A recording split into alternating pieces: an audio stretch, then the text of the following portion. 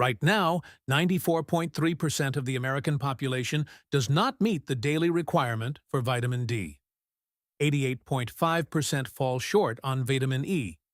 52.2% are magnesium deficient. More than half the developed world is running on empty. Now consider this. The ancient Israelites, people who lived without hospitals, without multivitamins, without nutritional labels, built the Temple of Solomon. They crossed deserts on foot. They fought wars without stimulants. And the archaeological and historical record shows virtually no evidence of the chronic fatigue, brain fog, and immune collapse that define modern life. The question is not how they survived. The question is, what did they eat every single day that we stopped eating?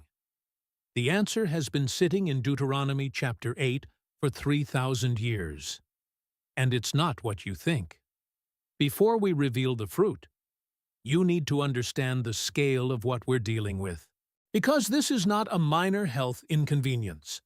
A landmark study published in The Lancet Global Health in August 2024, analyzing data from 185 countries, found that more than half of the global population consumes inadequate levels of micronutrients critical to human health, including calcium, iron, and vitamins C and E.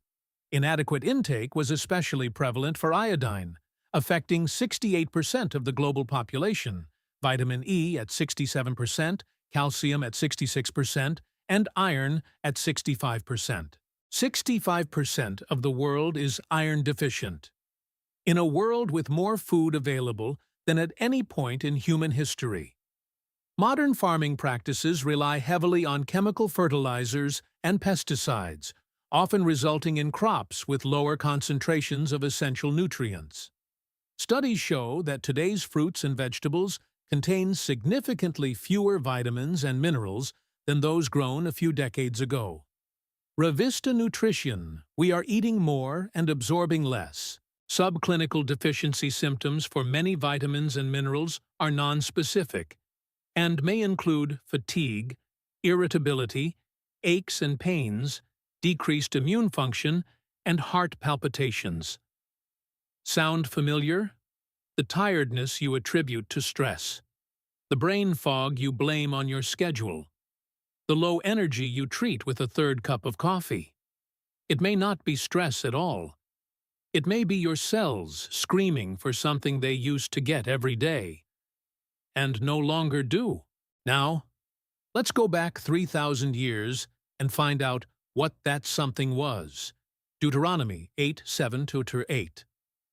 Moses speaks to Israel before they enter the promised land. For the Lord your God is bringing you into a good land, a land of wheat and barley, of vines and fig trees and pomegranates, a land of olive oil and honey. 7 species, 7 foods, listed by name, promised as part of God's blessing over a nation. The pomegranate is one of the 7 species of Israel, along with wheat, barley, grapes, figs, olives, and dates, listed in the Torah. It has been a popular fruit in the land of Israel for thousands of years. Scholars call this list Shivat Haminim, the 7 species. And for centuries, it was read as poetry, as theology, as symbol. But here's what no one was asking. What if it was also a nutritional prescription? Because when you run each of those 7 foods through a modern nutritional analysis, every single one of them addresses a different deficiency that plagues modern populations. Wheat and barley, complex carbohydrates, B vitamins, fiber. Grapes, resveratrol, iron, potassium. Figs, calcium, magnesium. Olives, omega-9, vitamin E. Dates, iron, magnesium, natural sugars. And then, pomegranate, the one that modern science cannot stop writing about. The pomegranate appears throughout Scripture with striking frequency. In the Bible, the pomegranate is mentioned for the first time when Moses sends spies to the land of Canaan. They also brought some of the pomegranates and figs. Numbers 13:23. The promised land was described as one of wheat and barley, of vines and fig trees and pomegranates. Deuteronomy 8:8. Pomegranate images appear on many ancient coins of the biblical period, representing prosperity and beauty. The presence of pomegranate trees was symbolic of a nation's financial and material wealth. In Solomon's temple, there were 200 pomegranates engraved on the crowns of the two pillars. 200 pomegranates, engraved in the holiest building in the ancient world. This was not decoration for decoration's sake. This was a civilization saying, "This fruit matters." And then modern science sat down with the pomegranate, and what it found was extraordinary. Pomegranate seeds have up to 3 times more antioxidant activity than green tea or red wine. 3 times more than red wine. A drink that entire industries and decades of research have been built around promoting for heart health. But it doesn't stop at antioxidants. Numerous scientific studies have highlighted the pomegranate's antioxidant and anti-radical activities in metabolic syndrome, cancer, nephrolithiasis, urinary tract infections, and neurodegenerative diseases. One study showed that drinking about 200 milliliters of pomegranate juice per day for 6 weeks lowered blood pressure in people with type 2 diabetes. Studies also show that pomegranate seed oil reduced fasting, blood sugar levels, blood pressure, blood sugar, oxidative stress, inflammation, kidney stones, gut health, neurodegeneration. One fruit, eaten daily in ancient Israel, addressing, without knowing it, the exact conditions that are now epidemics in the modern world. Here's where it gets even more remarkable. 3 of the most pressing health crises of the 21st century are chronic inflammation, gut dysbiosis, and cognitive decline. The ancient Israelites appear to have had a fruit that addressed all 3. On gut health, research shows that the consumption of pomegranate products leads to a significant accumulation of L-glutanins in the large intestine. Once there, they interact with the complex gut microflora. The pomegranate byproducts inhibit the growth of harmful bacteria in the gastrointestinal tract, essentially behaving as probiotics and aiding in strengthening the stomach. A prebiotic, growing on trees, eaten as fruit. On brain health, a study involving elderly individuals with memory complaints found that those who drank 8 ounces of pomegranate juice daily for 4 weeks had significantly improved markers of verbal and visual memory compared to a placebo group. Research indicates that pomegranate antioxidants can reduce the inflammation linked to cognitive conditions like Alzheimer's and Parkinson's disease. On immune function, in vitro and in vivo, studies have revealed the pomegranate's beneficial physiological activities, especially its antioxidative, antimicrobial, and anti-inflammatory properties. Human-based studies have shown promising results indicating pomegranate's potential as a protective agent against several diseases. The priests who wore robes embroidered with pomegranate designs, who ate this fruit with every season, weren't tired. They weren't inflamed. They weren't forgetting things at 40. We are. Let's be precise about what changed. Because it wasn't just the pomegranate. It was the entire philosophy of eating. The ancient Israelite diet was built around seasonal, whole, locally grown foods. The 7 species rotated through the year, eaten fresh, fermented, pressed into oil, dried into wine.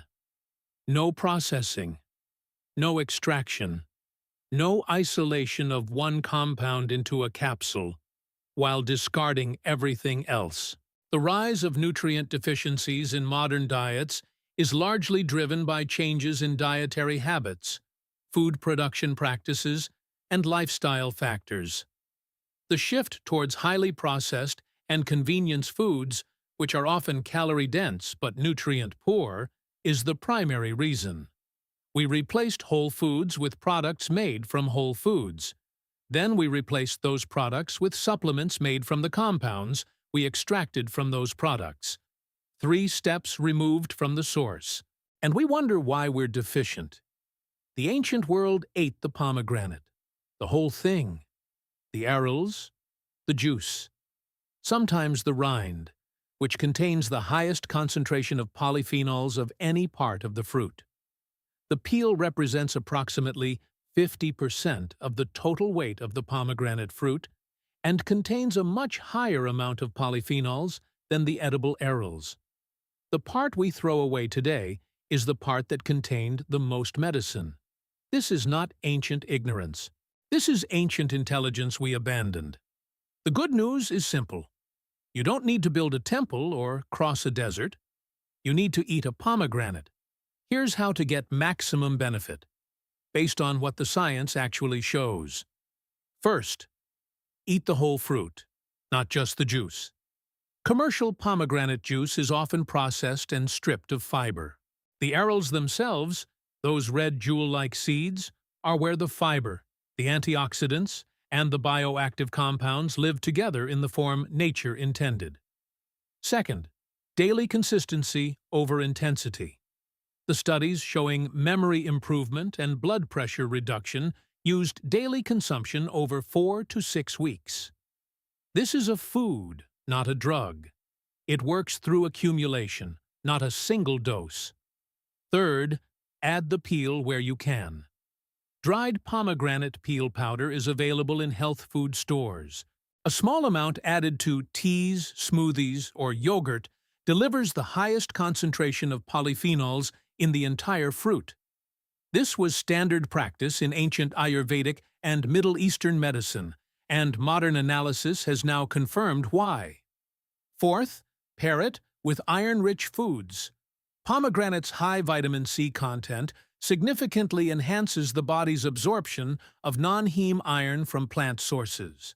The ancient Israelite diet naturally combined the 7 species, legumes, grains, and pomegranate, in ways that maximized this synergy. Not a supplement stack, not a $90 powder. A fruit, eaten the way it was always meant to be eaten. We started with a question. Why did the ancients never have vitamin deficiencies? The answer isn't mysterious. It isn't lost. It's documented in Deuteronomy, in Numbers, in the Song of Solomon, in the ornamentation of the temple itself. A civilization that built its identity around 7 specific foods and ate them every day, whole, fresh, seasonal, didn't need to supplement what it already had. We extracted ourselves out of health, and the path back is not a laboratory, it's an orchard. Since the early days of the written word, the promise of the pomegranate has made a lasting impression, appearing in the works of Homer, Shakespeare, the Torah, the Bible, and the Quran. The pomegranate healing properties were discussed in one of the oldest medical texts, the Ebers Papyrus from Egypt, circa 1500 BC. 3,500 years of human wisdom. One fruit, and we're only now running the studies to understand why. If this changed how you see what's on your plate, share it with someone who's tired of being tired. The next video reveals the second fruit from the 7 species that modern cardiology is now calling one of the most powerful, heart-protective foods ever studied. It's there when you're ready.